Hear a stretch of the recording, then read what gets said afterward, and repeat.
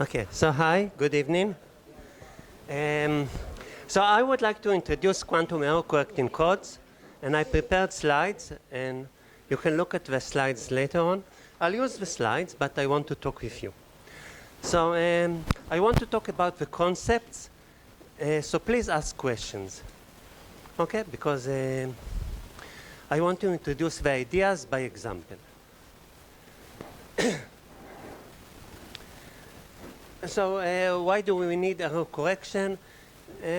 Well, I think it's a beautiful object, but if we want to build a quantum computer, there is a lot of noise, and then we need to correct it. We need to do it in a fault-tolerant way, and it's complicated. But anyway, before doing everything, we need a mechanism to correct errors. So that's why we want to talk about errors and quantum error correction. Okay? So what are errors? So suppose we have a single qubit. And classically, suppose you have a single bit. So what can happen to a bit? It can either stay or flip. So stay is applying the identity on it. So a qubit lives in the complex field raised to the power of 2. Right? It's a vector space over the complex field of dimension 2. There are two basis vectors. One is ket 0 and the other one is ket 1. And if nothing happens, then we apply the identity operator. And flipping a bit means that ket 0 is flipped to ket 1 and ket 1 to ket 0. This is the X operator. And of course, in the quantum world, we are in a general superposition in this two-dimensional space, right? So we are in some alpha ket 0 plus beta ket 1, and then either we apply identity and we stay the same, or we apply X and then we are in alpha 1 plus beta 0. Is it clear? We always apply the same error operator on the state. Right? Because the state doesn't know in which basis it is represented. Right? We apply some operator on a state. So the state, the operator, the noise operator, is something, right? For example, an X operator. So for example, if we are in alpha 0 and beta 1, and we want to correct from one error, then classically we can apply any error, any one single bit error on the string. But if we apply a different error here and there, then this is a completely different unitary error, right? The error in the quantum world is not. Okay, I'll get to it in a minute. Okay, we'll see it again. So what I'm saying is that we apply, if this is the state, and we apply an X error on it, then it applies. Because it's a linear operator, it applies on each of its components separately, and then the outcome is alpha 1 plus beta 0. Okay? Is it clear? Right. X times ket 0 is ket 1, and X times ket 1 is ket 0.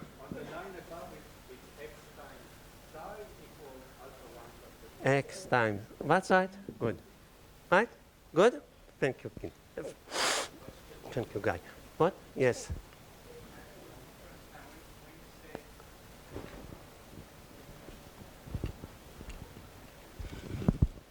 I just want to understand, because you're repeating the word error, and I want to know what do you mean by error? Is it an operator that has been applied without you knowing it has been applied? That this is what you mean? So you have some state in some represented by some qubits, right? And then it interacts with the world, and something happens to it. We want to model the errors in a way that we can correct it. Right? So we can say that, for example, if the set of errors comes from a limited set of errors, then we can somehow, if we encode some information with redundancy, and then it undergoes some error, limited error, then we can apply a later decoding algorithm on it and push the error to the side and recover the original state. That's what we want to do. Looks like, I don't know exactly in English, בעברית, אתה מחפש את העבודה מתחת לפנס, because if there are so many possibilities for errors by every unitary operator, and you limit yourself only to this x, y, and whatever generated by them, which is a finite group, it looks a little bit artificial. Yeah, that's right. That's why linear algebra is so great, right? Right? Because it is a theorem that, for example, if you have a state with 1,000 qubits, okay, and let's say that you can correct any error that acts on, let's say, 10 qubits, arbitrary 10 qubits of them, not only right, any Pauli error of that kind. So you can correct from any Pauli error that acts only on 10 qubits, and on these qubits apply either the x, which is the z, which is a phase error, or y, which is both. In a minute I'll talk about them. Then it is a theorem that you can actually correct any error that is a linear combination of errors that acts arbitrarily on any 10 qubits. Okay? And this is actually pretty simple. It's because of linearity. Okay? So Yeah, it's these really matrices are just a linear basis of all 2 by 2 matrices. So right. Right. For that, we just need to really make clear what is a state, what is a density matrix, what is an error. We just need to make clear of the basic notions, and beyond of that, it's only linearity. So if you want to... Amnon, can I steal another second? So for those who don't eat this for breakfast, in the classical field of error corrections, you always have to assume some limitations of what errors can occur, because if the error is completely arbitrary, then you send A and he receives B, and there is no connection between A and B. So there are various ways to limit, what, to what extent is your message garbled. But if it's completely garbled, you're lost before the game starts. Right. So this is a... Yeah. And in a minute, I'll say it again. Thank you, Nati. And because if the error transforms a code word to a code word, then there is no way of detecting it. And that would actually be our criterion. The distance would be the size of the Pauli error, the minimal size of a Pauli error that maps code words to code words and is not the identity mapping. Okay? So in a minute, we will exactly say that. Okay? Okay, good. So as I said, in the quantum world, we have so instead of thinking of general errors, we think of Pauli errors. So what are Pauli errors? On each qubit, we either apply identity or an X flip, which is just the classical bit change. 0 is mapped to 1, 1 is mapped to 0. Or a phase flip. So in a phase flip, 0 is mapped to 0, and 1 is mapped to -1. Okay, that's a phase flip, because we change the phase. Or both of them. And then when we act on many qubits, we can apply tensors of these operators, which is really simple. It means that we pick, let's say, 10 qubits. On each one of them, we apply either X, Y, or Z. Okay? So these are the errors we want to protect from. And if we can protect from Pauli errors, we can protect Pauli errors of weight at most D, then we can protect from any noise that acts on at most D qubits. Good. And this actually forms a group, but I want to talk about other things. So I want to, okay. So before we talk about quantum codes, let's talk about classical codes. Okay, and you can look at the slides. There is a definition. I don't want to look at the definition. This is the 743 Hamming code. So what does it mean? First of all, it's over F2, right, over 0, 1. And we have here 16 words that form a subset of F2 to the 7. Right? So it's a vector space, it's a linear space, it's closed under addition, and it lives in F2 to the 7. So a linear code, is just a linear subspace of F2 to the n. That's all. That's a linear code. And the distance of the linear code is the minimal distance between any two code words. And the distance between two code words usually is defined as the number of bits that you have in which they are different. For example, here, they are the same here, they are different here, and here, and here. So the distance is 3. Right? But another way to say it is that to map this word to this word, you have to apply a Pauli operator of weight 3 that has 3x operations on 3 qubits. Right? And so 7 is the dimension of the ambient space. 4 is the dimension of the code. We have 16 code words. It's a vector space of dimension 4. And 3 is the distance between any pair of code words. At least 3. Okay? Right. So suppose we want to build a quantum code. So first of all, where do we live? Suppose we want to take this and build from it a quantum code. And suppose we only want to protect from X errors. Right? That greatly simplifies everything. Okay? But where is the eraser? Yeah?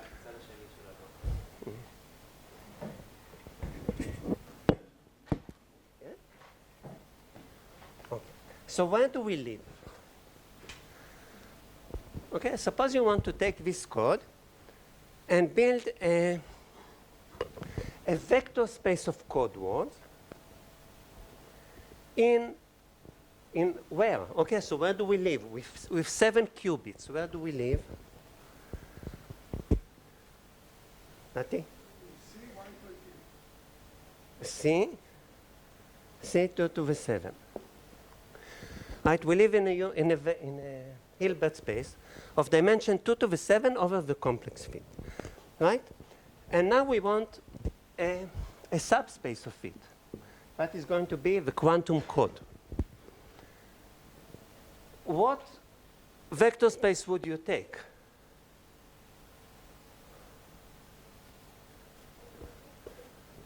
Yes. Right? This is a classical code. It lives in F2 to the 7. And it's a vector space of dimension 4. And every two code words have distance at least 3. Now suppose we want to work with 7 qubits. And we want to protect from 3 X errors. Okay? So what can you do? Exactly. Take the span of these vectors. Why? Because if we want to protect from D errors, it means, let's think about it, that we want to correct from D minus 1 over 2 errors. So we want to correct from a single error. We want to detect 2 errors, we want to correct 1 error. Now, suppose we take the span of this, and now a single X error occurs. It hits all the vectors here the same. Right? For example, if you take an X operator on the 4th qubit, okay, the first qubit is easier for me. So you take an X operator on the first qubit. So this turns to 0, this to 1, this to 0, 1, 1, etc. Right? But it acts the same on all the vectors in the superposition. Now you can take each one of them separately and decode it, because it's a classical error correcting code that has distance 3. And then what happens? If you start with some alpha I, and let's say age I. Age I is the ith word in the Hamming code. We have 16 words. Now, it's not age I. It's age I plus, let's say, the first bit was hit. So it's plus E1. Now, you can compute, because it's a good code, you can find the closest code word and compute the error syndrome. You can find what error hit it. So you can map it to age I and the error E1, right? Because there is a classical algorithm that takes a word with one noise and converts it to that. And then if you apply it on the superposition, it just does the same. And then, wait a minute, and then what you get, in a minute, you get that the vector is in tensor product with the error syndrome. So then you can just ignore or measure the error syndrome, find what it was, and then correct. Or this is already corrected. You don't need to. Exactly. Yeah.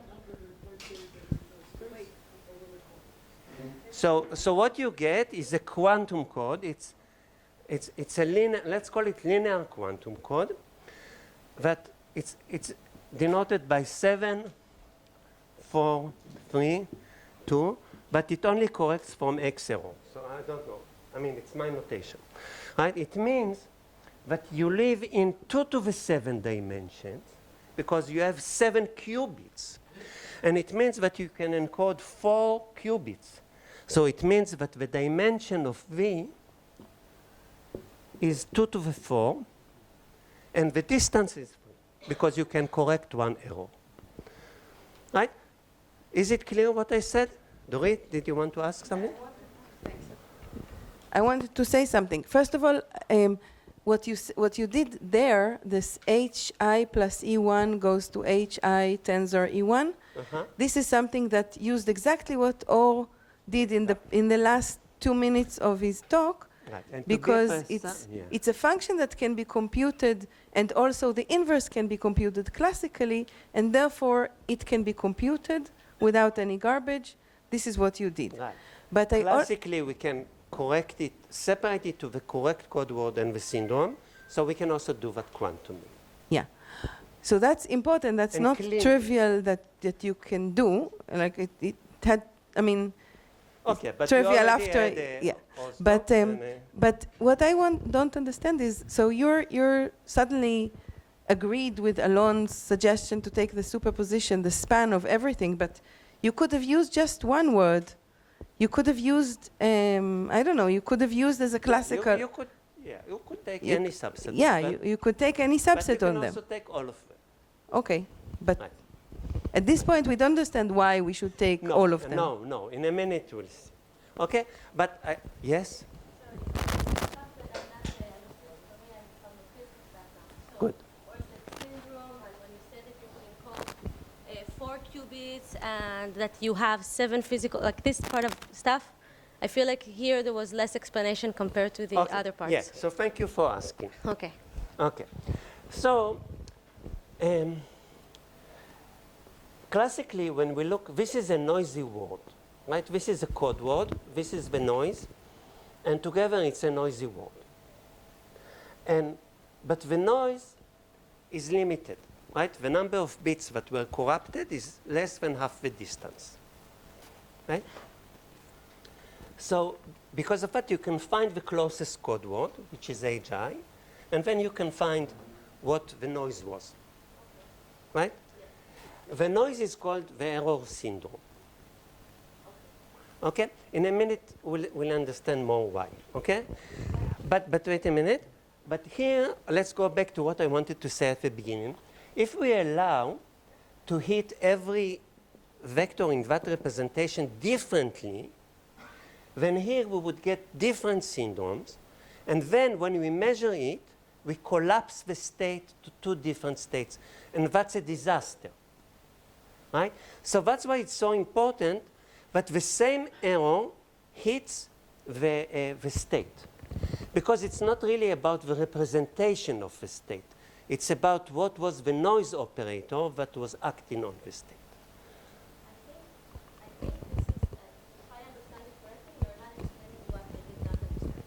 Yeah, that's right. Yeah, but I just got excited. Okay, good. All right. Okay. Right. So now you know what the syndrome is. Okay. Right. Now, these are code words, but you can also think of the mapping that maps. Okay, let's think here. Right. So here there are 16 code words. So they actually represent 4 bits. And they are mapped into 7 bits, right? Why did it represent 4? Because 4 bits has 16 possibilities, right? Right? And this encoding is linear, right? Because this is a vector space, right? So again, I'm not sure I answer your question, but you can write a matrix that maps any 4 bits to the encoding. So this is the code word, and this is the information word that it represents, the logical word. Okay? So we will keep that notation later. We will have encodings in the quantum world, and we will have a logical word, which is, I mean, what is the value of the k qubits that this code word encodes? Okay? So did it answer your question? Yes. I didn't understand. You have HI. This is supposed to represent each of the 16 possibilities, right? Or no? No. There are 16 HIs. Right. These are the HIs. Those are the HIs. And so you have like, you can map them 1, 2, 3, 4 until 16. And then E1, when you add it, you get something like, I don't know if it's... Yeah, so each 1 7, HI lives in F2 to the 7, Right. right? Yeah. And E1 is, again, in F2 to the 7. It's 1, 0, 0, 0. That's just the basis, the computation. Yeah, of this. E1 is just the So- vector. EI is a vector with a single 1 at the I. So when you add them, it's like a superposition because it's inside the ket. Exactly, right. Because what happens if you apply X on the first qubit? Yeah, my question about the notation is, let's say you have HI, which is one of them, and you add E1. So I'm used to the fact that you do a H with a ket plus a ket with E1. That's Addition inside the ket is addition over the field F2. It's not, it has nothing to do with vector. Yeah, it's really in F2 to the 7. okay. It's just take the 0, 1 vector HI and flip whatever. The first, the the first first bit, bit. okay. Okay. Right? Is it clear? For that representation, you use 4 qubits.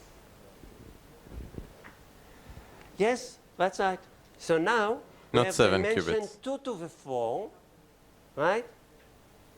So we can encode 4 qubits into 7 qubits, right? So when we talk about the quantum code and we write 743, it really means that we have a vector space of dimension 2 to the 4, living in C2 2 to the 7, right? Because it's 4 qubits encoded into 7 qubits. How could it be? Could you repeat What? the explanation?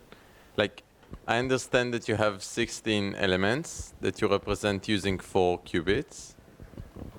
This I understand. And then how do you map this to 7 qubits? Or I didn't get you. Okay. So, for example, you can say that you can think of this as a vector, right? This, if you have a vector here, you can think of it as the ket of that state, and you encode the ket of that state by the ket of that state.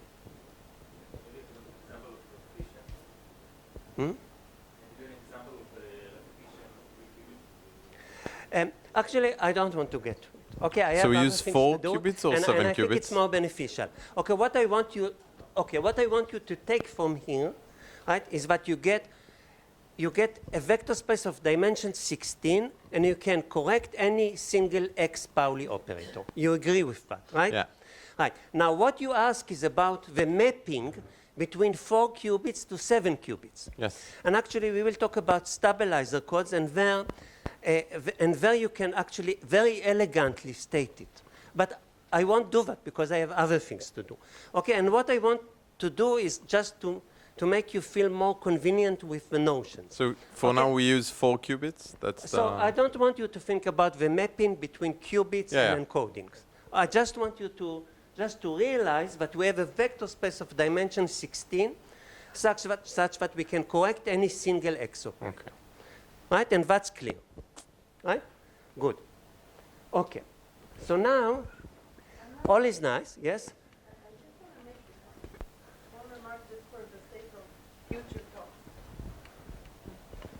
Just for the sake of future talks, don't be angry at me, but you said syndrome and you said error, and you basically treated them as if they're the same. It's okay for now, but later they will be different things, just so that you don't get confused, because it will be important later. Good. And I'll keep calling them errors and syndrome. Okay. Okay. Okay, but this is an X error. What happens if you have a Z error? If you have a Z error, so 0 is mapped to 0, nothing happens. 1 is mapped to -1. So then we can't recognize it because it's still supported on a code word. The correction will do nothing because it's linear. It's the correct base, the correct element. Right? We won't do anything to it. It will remain with a Z error. Right? Do you see that? So now we also want to correct a Z error.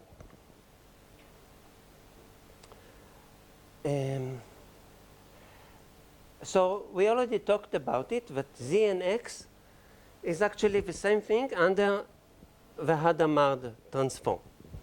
Right? So if you change basis, so this is the basis change by the Hadamard basis, then Z is transformed to X and X is transformed to Z.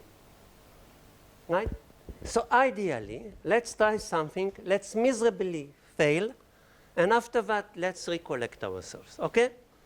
So ideally, what we want to do is, okay, so we corrected all X errors. So now we have no X errors. And if we add an X and Z together, now we have a single Z. So all we have to do now is to correct Z errors. So let's do a basis change. And then it's an X error. And let's correct the X error. And then move it back again and go home. Okay? Okay? But it doesn't work, right? Because if we have an X, think of an X as, I don't know, some code word, right? 001, I hope it's a code word, whatever. Okay? Now we apply another mode on each of the qubits. What we get, you saw in the previous talk, but what we get is that. It's supported over everything. So now we can't run any error correction on it, because we are using, in the standard basis, we are using all the words. We have no redundancy, right?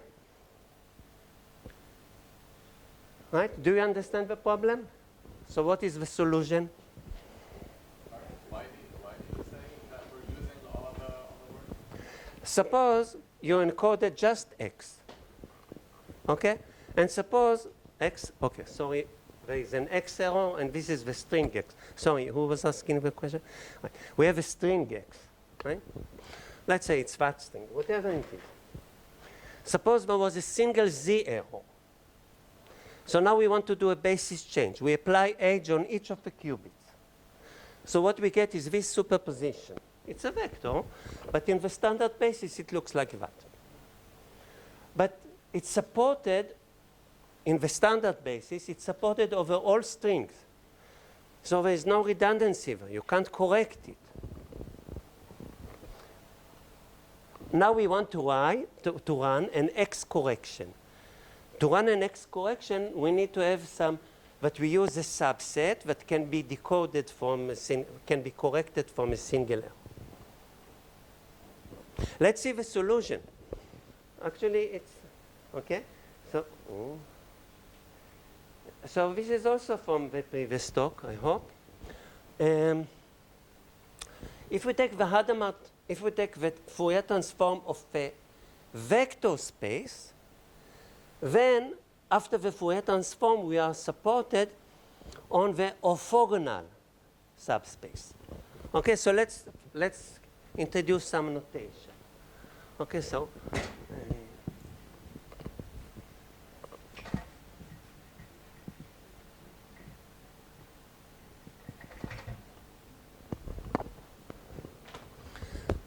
suppose we have a vector space, I don't know, of f2 to the 7. For example, the Hamming code itself. Let's define V dual to be all the words in f2 to the 7 that are perpendicular to all code words.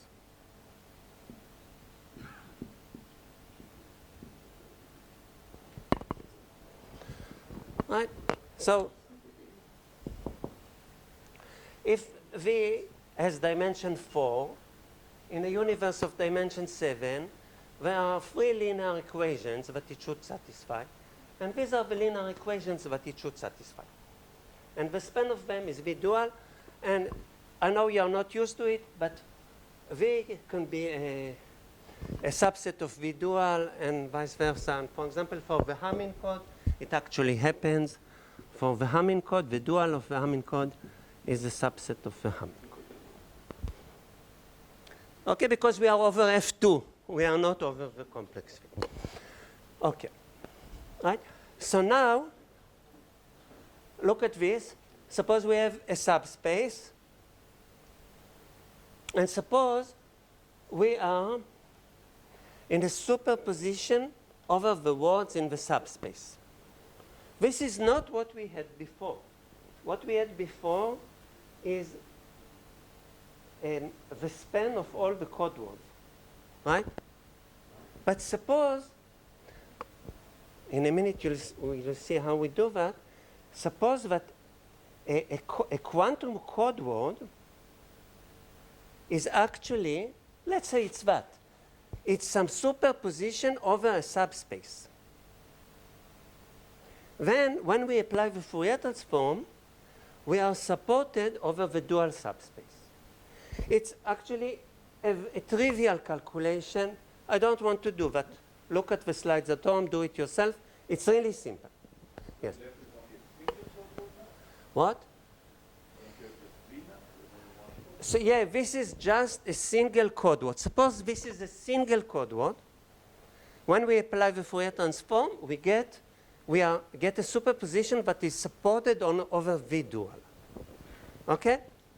And if V dual itself is a good classical error correcting code, you can correct X errors in V dual, which are Z errors in V, and then you can go back, and then you corrected all errors. That's the idea. That's all. Questions? Yes? V dual is a subspace of V, right? Yes. So I don't see how it... Sometimes, not necessarily, sometimes. So in the previous example, you said that this, what's the name of that code? Hamming.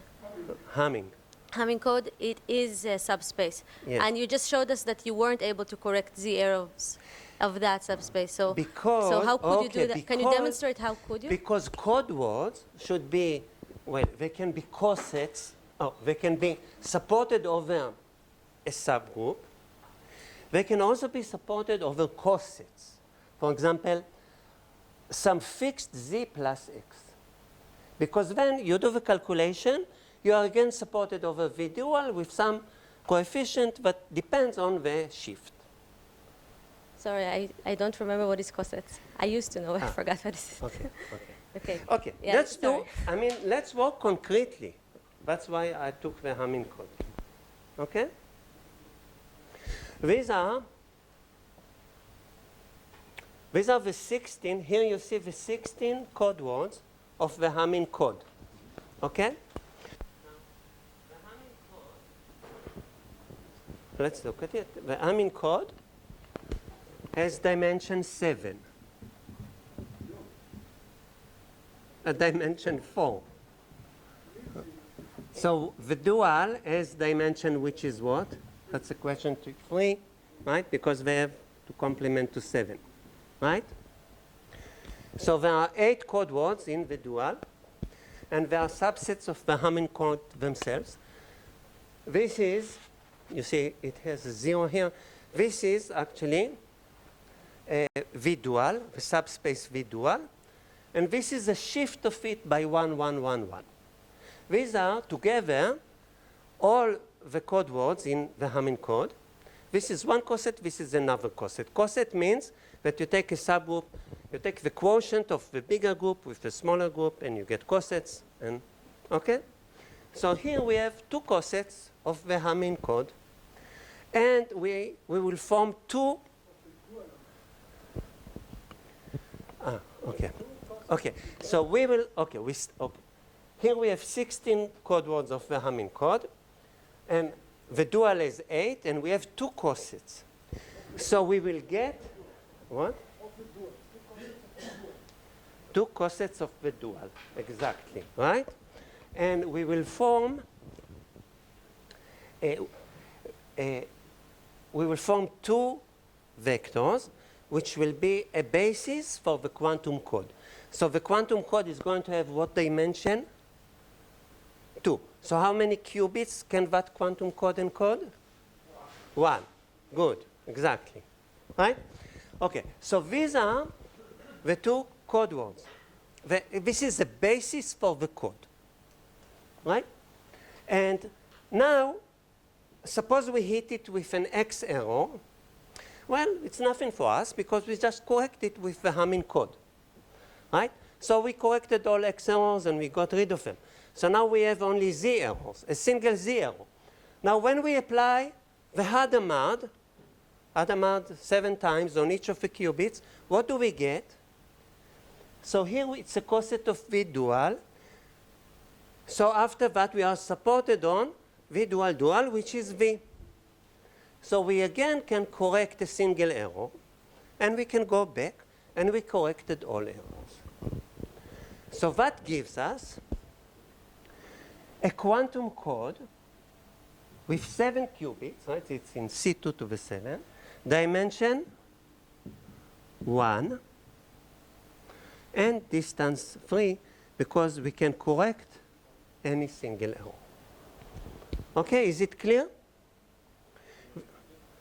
Yes. So first of all, what is the code? Right? It's everything that is spanned by these 2 vectors.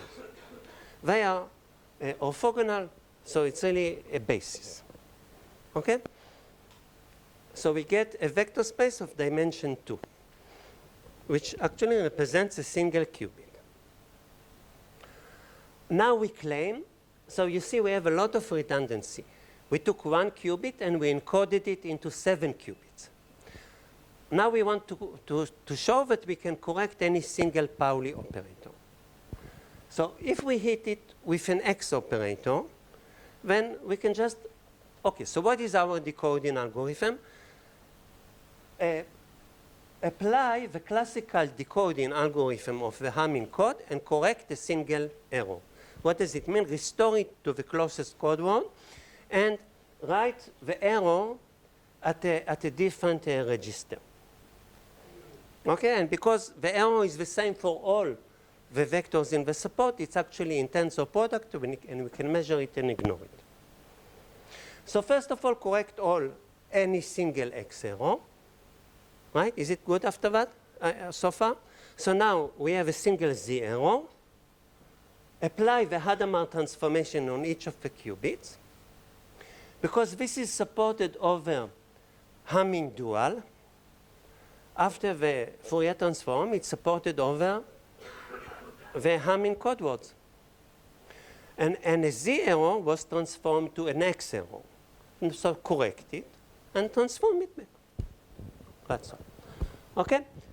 So in general, that is called a CSS code. What is a CSS code?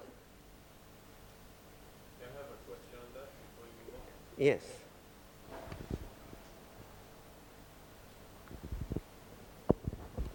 Could you please repeat why did you set the two base states, 0 and 1, to those specific states? The slide Sure. before. Right. Yes. Yeah, why are those Right. 0 and 1? So, okay. So let's think about it. What do we need, right? So I did everything with the humming example. What do we need in general, right? So first of all, we want to correct X errors, right? So we want our vector space, ideally, to be the span of all code words X that belongs to some good code C1, but corrects X errors, right? Classical. Right. And this can correct X errors, but it cannot correct Z errors. So this is good for X, but it's not good for Z, right? So we say, okay, so first of all, get rid of all X errors. We will walk over the span of these elements, but we will take fewer code words, such that each logical code word, let's use the terminology logical code word, because right, this is the encoding of 0. This is the encoding of cat1. Right? Let's call it logical word.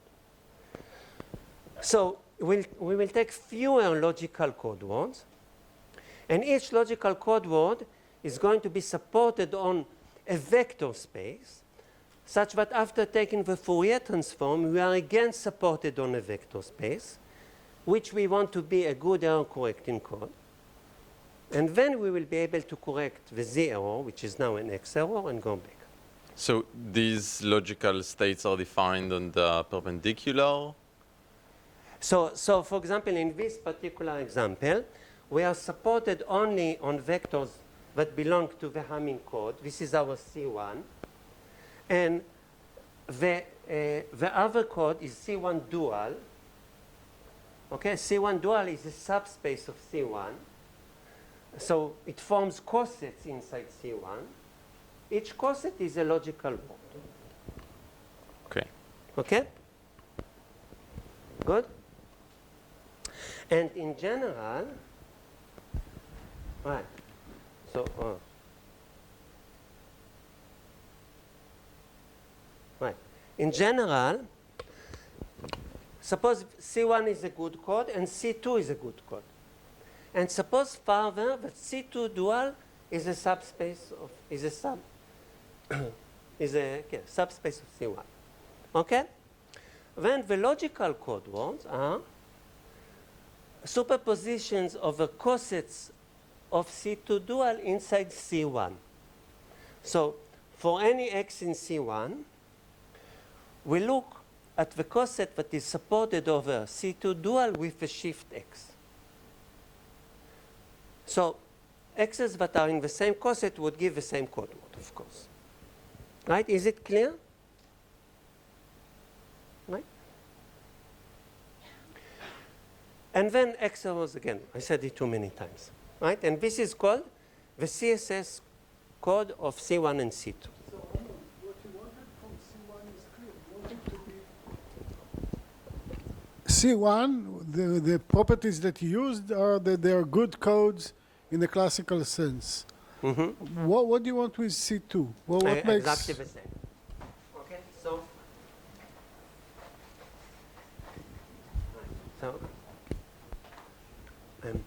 C1 is a classical code over n bits, and okay, let's call it K1, and it can correct the X errors.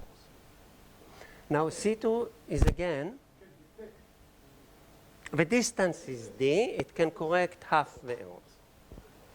And C2 is K2, let's say it's the same D.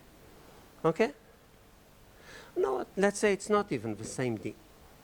right? And further assume that C2 dual is contained, what you say? C2 dual is contained in C1.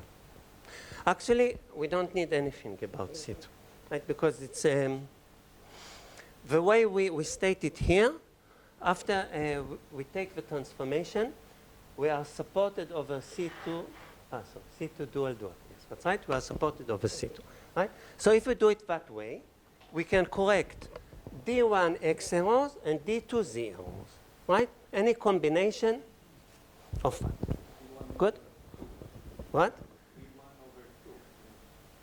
Yes, that's right. That's right. We can correct D1 over 2, slightly less than that, X errors, and D2 over 2, Z errors.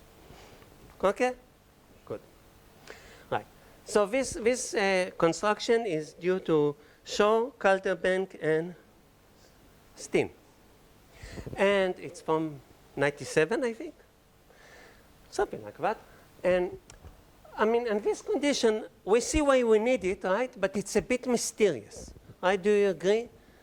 But when we look at it that way, I mean, why do we need that? I mean, we need that for the decoding algorithm, but is it something really substantial? Right? Okay. So, so what I want to tell you now is a story about but this is actually, it hides a lot behind it. It's not accidental. Okay. But how am I from? How much time do I have? Okay, I think I'm good. Okay. Okay, so the next thing I want to tell you, so let's, before I do, before we go on, let's just have some terminology. We all understand what a linear error correcting code is, classical code, right? Linear code, right? What we have here is a linear quantum code. It's called stabilizer code. Let's think a little bit about it. It's actually beautiful. We can say a lot about it. It's actually very useful, but I won't talk a lot about it. What I want you to understand is, first of all, where are the stabilizers? What are stabilizers? Let's start with that. Right? So suppose, think about, and I didn't say that, the code, the Hamming code, that is dual to itself. Hamming dual is contained in Hamming. This code is due to Steen. It was probably a little bit earlier to CSS, and it's called the Steen code. Okay, so let's think about, for example, the Steen code, because we saw, let's look at the two code words.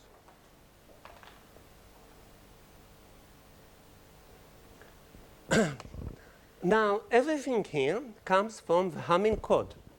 And the Hamming code, right, it's a code of dimension 4. It satisfies 3 linear equations. For example, I'm not sure, actually I have it here.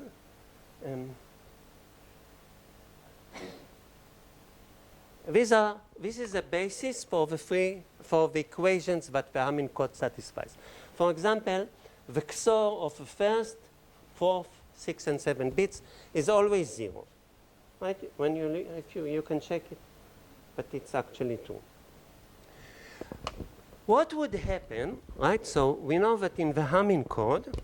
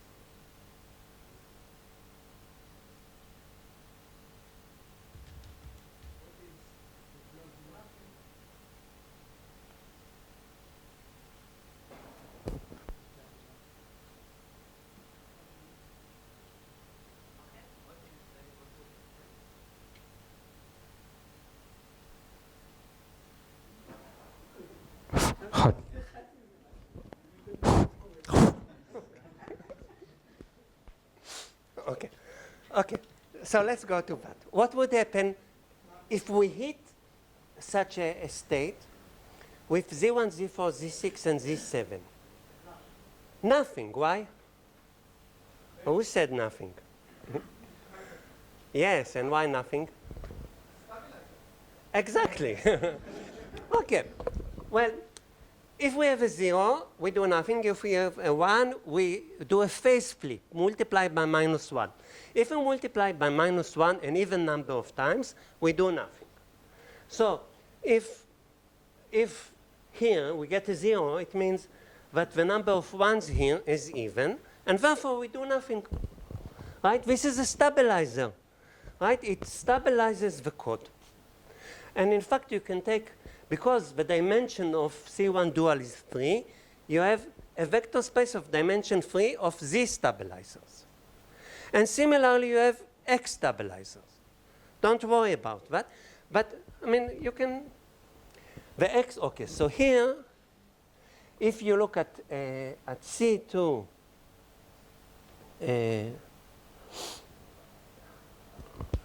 at a C2 dual, and here you take, if you take any parity of C2, but you apply it with an X, you actually get a stabilizer. So, and if you check, you see that actually this defines the code. This is another way to define the code. So, so if we define, we take the whatever 6 stabilizers that we get from there, and we ask, what is the set of all states such that these 6 stabilizers keep it act trivially on them? Then this is exactly, we would get exactly the same vector space. It's a vector space, right? So if you want to have a classical analog, so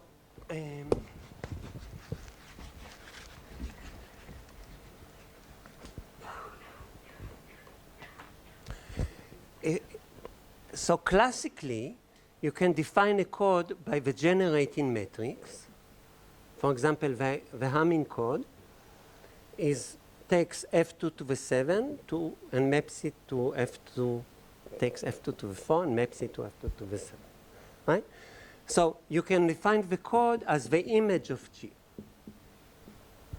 But you can also look at all the constraints that the code has to satisfy, and you can call it age. And then C is also the kernel of age. So it should be probably H transpose. H should be, I don't know, it should be 3 by 7, right? You take code words and we apply it. Right, so you can apply a code either, any vector space, either by a generating matrix or by the constraints that it has to satisfy. And it's the same here with the quantum code. You can define a quantum code or just by just telling you what is the basis for the vector space, or you can say what are the equations that it satisfies. But the only confusing thing is that, look at that, every linear constraint reduces the dimension of the linear code by 1, right? So it reduces the number of code words by half. So it actually cuts the dimension of the quantum vector space by half. Right? Every constraint cuts the dimension by half. That's the only thing. It's a bit confusing because we are used to every constraint reduces the dimension by 1. But here, because we take superposition of the code words, it actually reduces the dimension by half. Okay, and that's all. And after you realize it, it's very simple. Okay? And then, any CSS code like that, you can actually express in the following way.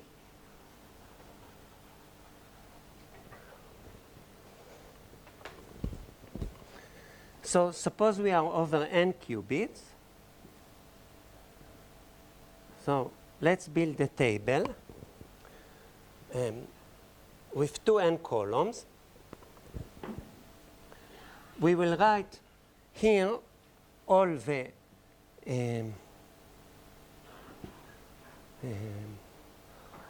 all the X stabilizers of the code. Okay, so for example, if for the Amnon code we know that, oh, okay, I see. Okay, so for example, before I think we had Z1 and Z4 and Z6 and Z7, right? And here we have identity. Right, so this is a stabilizer of the code. There are some X stabilizers as well. You write all the stabilizers. At the beginning, you start with dimension 2 to the 7 or 2 to the n. And each stabilizer cuts the dimension by half. So if we have 6 stabilizers, we get to 2 to the 1, and we end up with dimension 2. Okay? And the orthogonality condition that C21 is contained in C1 is actually equivalent to saying that if we take the inner product of any 2 vectors here from the X block and the Z block, then the intersection is even, which means that they actually commute, because XZ is minus ZX. But if we have an even number of them, they actually commute. So it means that everything commutes. The X, of course, commute. Amnon, can you explain this again from start? the Like why is stabilizer- that? Why do they commute? Can you explain it from scratch? Yeah. So think of these as noise operators. Now, we want all these operators to commute. Okay, I didn't explain why. Right. So the fact that they compute is like the equivalent of that they are independent in the as linear constraints in classical codes. Okay, I don't want to get. Okay, okay. But I want to talk about other things. So I'll just, you know what? I'll say some cryptic sentences, and if you understand it, that's good, and if not, then it doesn't matter. So. If we want to find the state, if we want to define all the vectors that are stabilized by all these operators, stabilizers, right? Then for that to be meaningful, we need all the stabilizers here to commute. It means that if we apply this first or this first, we get the same result. And in general, XZ and ZX do not commute. Right? XZ is, they anti-commute. But if they anti-commute an even number of times, then they, of course, commute. So this condition really means that the inner product of any 2 rows here is 0, which means that the intersection is even, which means that as operators, all these operators commute. Okay? Okay, I don't want to say more. Okay, so I just want to summarize so far. You can actually talk about general stabilizer codes that allow stabilizers that mix X and Z. This is a more general class of codes. CSS codes are equivalent to stabilizer codes that separate the X errors and the Z errors. And this is really very convenient. We'll see it later. Okay, questions so far? Yes. Explain how you go between the fact that the operators commute and the fact that C2 perp is contained in C1? Right.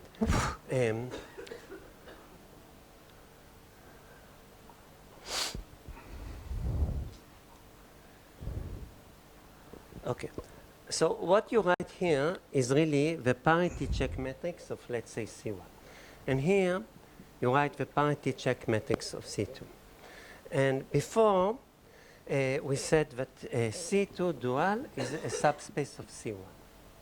This is actually like saying that H1, H2 dual is the 0 matrix, because H2 dual generates a C dual, and then it's in the kernel of H1, so it's in C1. So C2 dual is contained in C1. If it's too fast, don't worry. Go over it later slowly. And this means that if you take the inner product of a row in H1 and a row in H2, you get 0.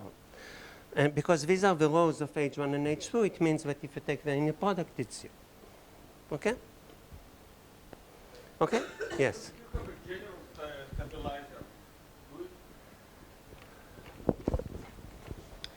If you have a general stabilizer, do you have a way to check if it's a good error correcting code? Like if it's some... Thank you, Klim. Yes. Okay. Yes. And distance now becomes, we can express distance in a very, as distance, and not, as something operational that we can correct d minus 1 over 2 errors. So first of all, there is vanilla flam criterion that I saw is in the exercises, right? So I hope you'll do it tonight. Why is it? Sorry.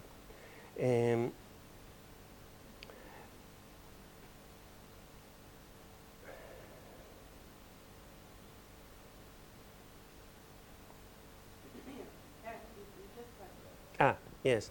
So the criterion says that if you restrict yourself to code words and you apply an A error and a B error, then either you act as identity. Here it's delta AB. First of all, I give a simplified criterion that is not sufficient. It's not if and only if, but it's good to think about. Okay, let's say that if you apply an A error and then a B error, then either, this is A equals B, and this reverses itself, and when you do nothing, you act as identity. Or, if not, then you cannot reach another code word, so you have to actually, when you project to the code, you should get 0. Okay, I don't want to get it. I have other things to say. Okay, there is a clean criterion about general codes of what distance is. And then this clean criterion even simplifies further in a CSS code. Okay? And everything becomes very elegant, but this is not what I want to talk about. What? It's online, yes. And it's in all the books. BR, X, and Z operators? Or like multiplications Pauli of? operators. Okay. Well, actually, this criterion is very general. It's for arbitrary set of errors, right? You can correct a set of errors if, you cannot map a code word to a code word by you cannot start with one code word, do some error, start with another code word, do an error, and then meet. Because when you meet, you don't know. Don't know where you came from. Yeah. But you want us to see some connection between the Nina Flam condition and what you just said here? No, because I really want to talk about the toric code. Because, I have a limited time. I want to talk about the toric code. Okay, so this is the torus, right? The way to build the torus is to take a sheet of paper, glue it here, and then you get a cylinder. And then you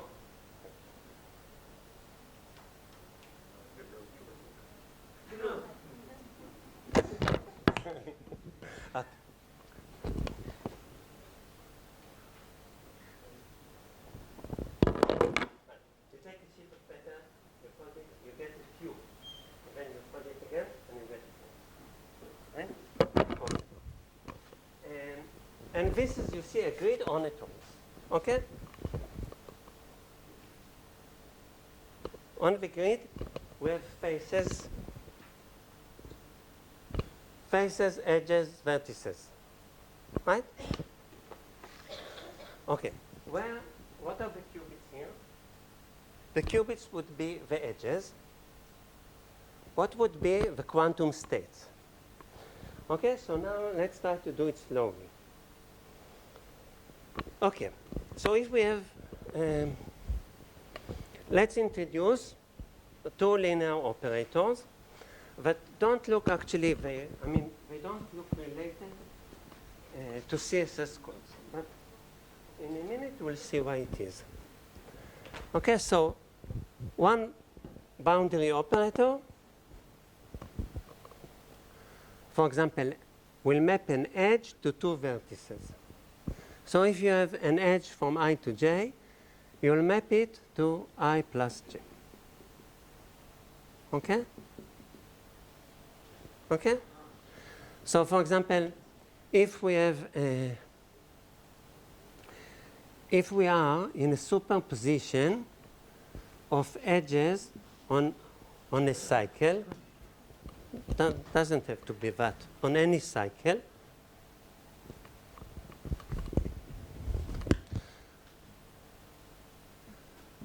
let's call it, and we apply the boundary operator, what would we get? This is a cycle. One edge plus one edge. Okay, let's take a cycle of length 3. So this is E1, E2, and E3, and the vertices I, J, K. And we are in the superposition E1 plus E2 plus E3, right? And if we take the boundary operator of that, what do we get? We get 0, right? Do you see that? Who sees that? What? Okay, boundary, because the boundary of a line is the two edges on it, okay? And the boundary of a path, what is the boundary of a path? The two vertices, and you see that it's correct, right? Because if you take this E1 and E2 plus E3, any vertex that has an odd number of edges going through it disappears, and we are left only with vertices that have only an odd number of edges adjacent to it, right? So we are left only with these two vertices. And here we are left with nothing, right? So this is a boundary operator, right? You said the edges are the qubits, good, so what are the good, vertices? Good. That's right. Yeah, that's the price of not sticking to the slides. Okay. So now I'll slow down. Okay, good. Right. We have vertices, right? Vertices are vertices, okay? And if we have an n by n grid here, how many vertices do we have? N squared. We have n squared vertices, right? Now, think of it as if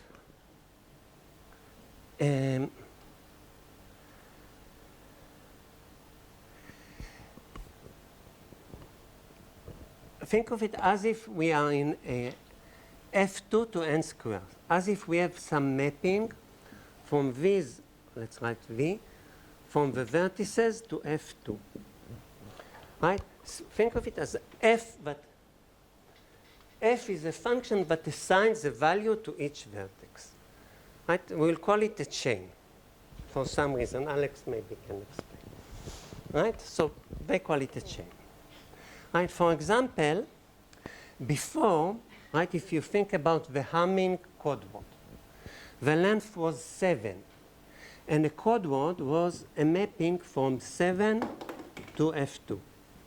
Right? Right? Now, we have chains at all levels, right? We can do a chain on the vertices. We can do a chain on the edges. We can do a chain on the faces, right? And actually, we are going to build a quantum code, so we can choose. Okay, so we will choose to look at chains at edges. Okay? We can count the number of edges, but it doesn't really matter. Right? So we can say that the qubits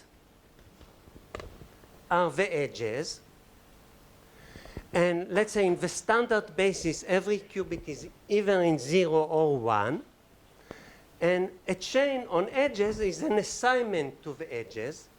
So it's like a basis, a standard basis vector in our universe of dimension E.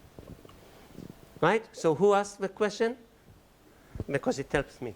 Right. Is it clear now? First of all, thank you for asking all the questions. Why? Yes, about so many questions. Why? If the qubits are the edges, what are the vertices? Yes, I mean, what is this thing, right? Why? I mean, yeah, and how does it connect to CSS, right? Okay. Okay, very good question. It's really, and I must confess that I had the same feeling when I heard about Paris construction many years ago. I felt exactly like that. Okay. Yeah, I mean, when does it come from? What is that? Okay. So let's try to put it into the previous terminology of stabilizer. So we have this boundary. I know. Bear with me for a few minutes. We have a boundary operator from edges to edges, and we also have a boundary operator from spaces to edges. Right? For example, what is the boundary of this?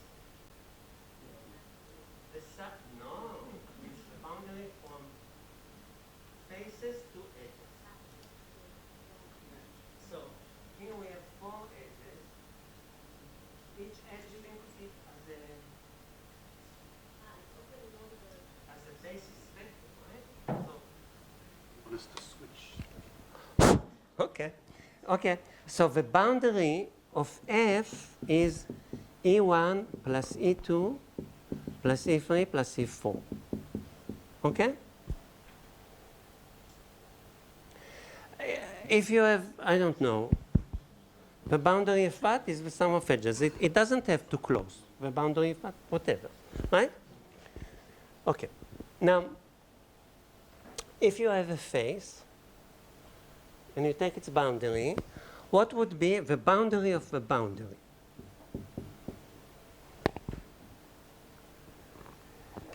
So every boundary of a face is a cycle, right? And if you have many faces, it's a sum of faces, it's still a cycle, right? Or several cycles. And the boundary of that, because we know that the boundary of a cycle is 0, so the boundary of a boundary is 0. Okay, so we can write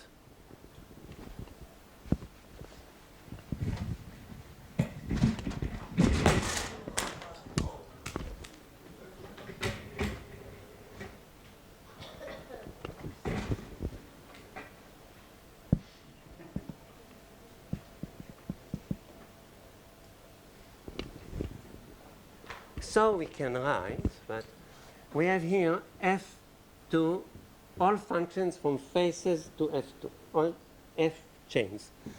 F2 to the E, F2 to the V, boundary 2, boundary 1, boundary 2, boundary 1, and if we first apply boundary 2 and then boundary 1, we get 0. Right? Now, what is CSS? We have, let's say, F2 to the N here, and then we have F2,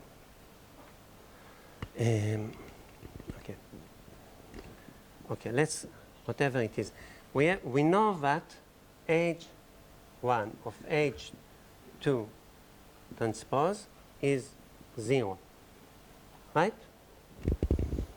This is equivalent to the condition that C2 dual is contained in C1. So if we apply H2 transpose and then H1, then the composition of these two linear equations is 0, right?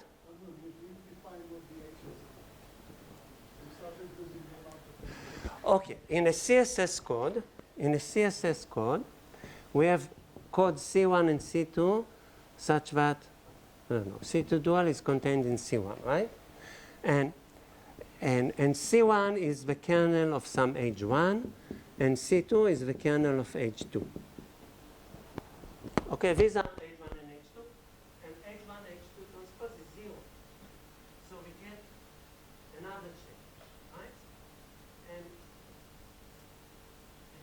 so in that sense, you can think of it.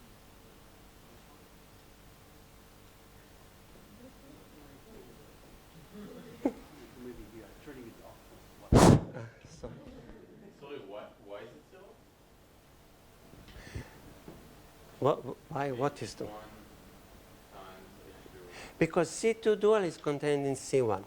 So here,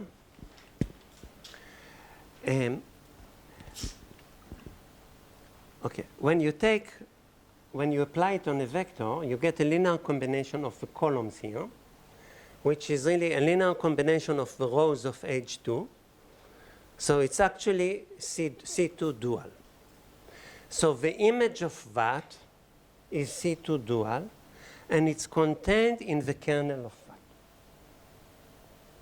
Right? It's the same thing as here. The image of boundary 2 is a cycle, and therefore it's mapped by boundary 1 to 0. It's in the kernel of boundary 1. So it's contained and perpendicular. No. I mean, this condition, these two conditions are equivalent. You don't need anything more. Okay? Right? So what we get here is a chain. So what we see here is a special case of a CSS code. Okay? So we can analyze it as a CSS codes. Right? And we can also we can talk about what are the constraints. Okay? So what are the constraints? So one constraint is that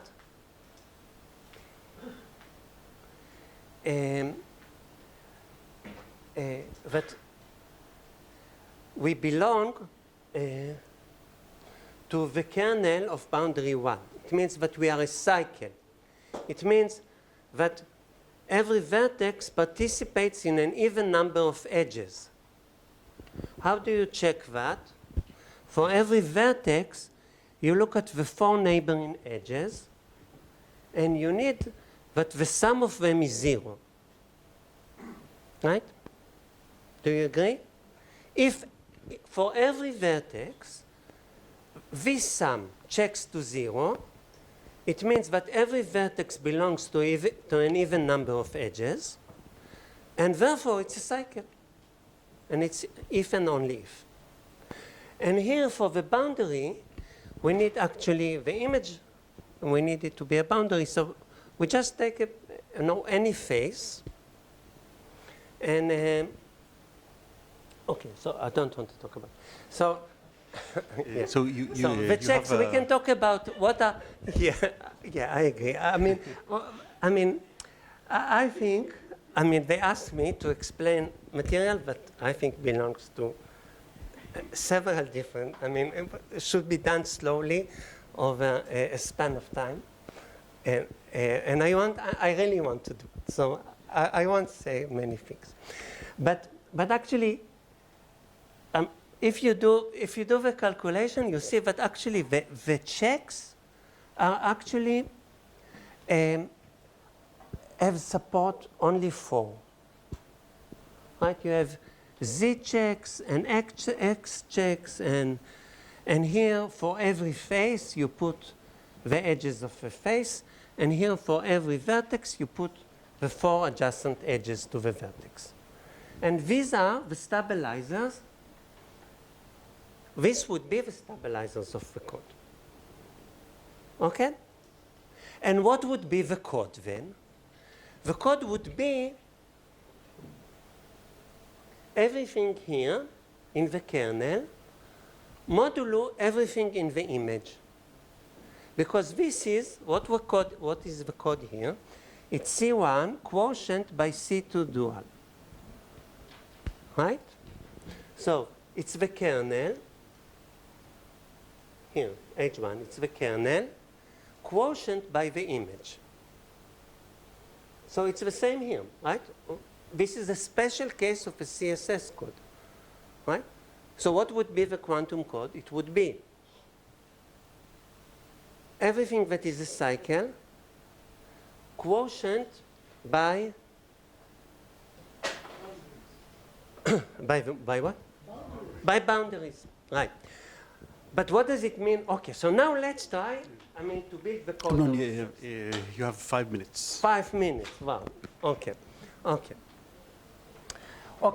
So the zero code word is the boundaries, right? So what is the zero code word, right? So the zero code word is actually the sum over all one chains that are a boundary, normalized. Okay? This is the zero code word. It's a superposition over C2 dual, right? So it's a superposition over all boundaries, right? This is a boundary, this is a boundary, this is a boundary. Every boundary is like a string, right? It's a function from E to F2. And it's a superposition over all these strings. This is the zero code word. What? With the same coefficient. With the same coefficient, yes. Right? So the zero code word is the superposition over all boundaries. Okay? And what other code words do we have? So if you do the calculation, right? So we need to find cycles that are not boundaries. So what is a cycle that is not a boundary? Right. This is a cycle that is not a boundary. So one code word would be what?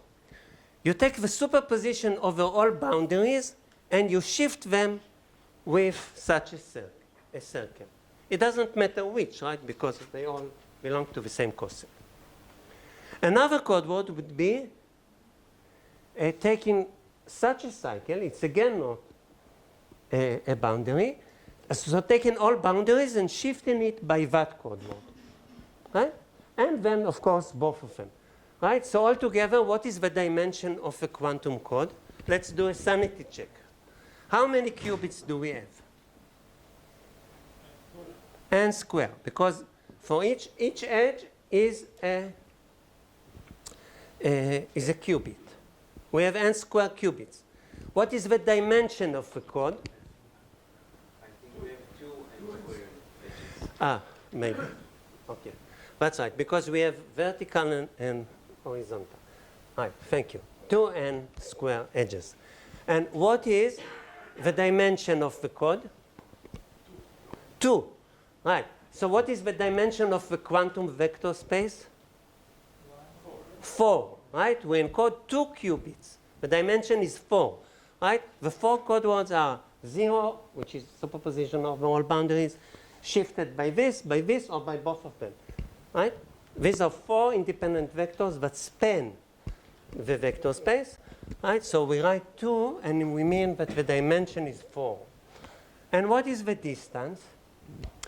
Now, because it's CSS, I'm finishing, okay? Because it's CSS, there is a very nice criterion to what is the distance. It separates to x and z very cleanly, and here. The x distance is the minimal weight of a cycle that is not a boundary. Okay? So what are cycles that are not boundaries? This or that, and the minimal weight is what? N. Right. So this is the x distance. The z distance is similar, but for the dual chain. Okay, so everything, right, if we have here T1 and T2 and some spaces, I don't know, F1, F2, okay, whatever, the numbering is really bad. We can take the dual, F0 dual, take the dual transformations, which actually are the transpose, and then that also gives us a homology. And it's the same thing for the co-chain, right? It's the co-cycle, the minimal weight of a co-cycle that is not a co-boundary. And it turns out that the dual of this chain is itself. Is it what?